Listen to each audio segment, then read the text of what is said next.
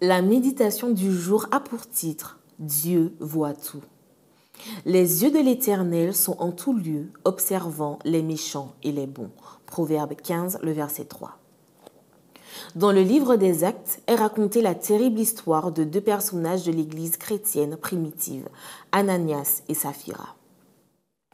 Dans un contexte où beaucoup de croyants vendaient ce qu'ils avaient pour pourvoir à un besoin ponctuel de l'Église naissante, ce couple a décidé de vendre un champ, Acte 5, le verset 1. Avec les apôtres, ils s'étaient engagés à donner tout l'argent de la vente pour le développement de l'œuvre, mais ils en ont gardé une partie et ont donné le reste. Ils ont pensé que personne ne le découvrirait, mais ont oublié quelque chose de crucial sur Dieu. Il voit tout, ses yeux sont partout. L'esprit de prophétie exprime très clairement ce qui s'est passé dans la tête d'Ananias et Saphira. Ils constataient cependant que les croyants qui se séparaient de leurs biens pour pourvoir aux besoins des frères plus pauvres jouissaient d'une haute estime.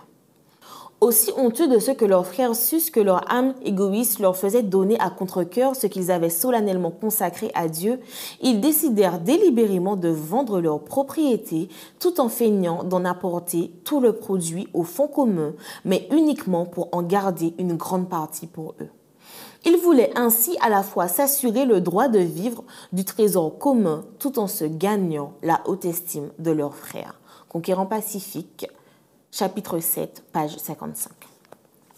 Ce couple convoitait le prestige et ils étaient disposés à aller plus loin pour l'obtenir.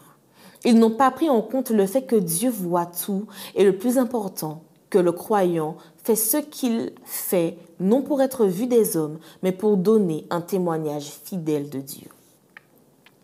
La convoitise heurte frontalement la pratique d'une religion fondée sur la foi. Nous pourrons peut-être tromper les yeux des mortels qui ignorent ce qu'il y a dans notre cœur, mais notre hypocrisie ne trompera jamais Dieu.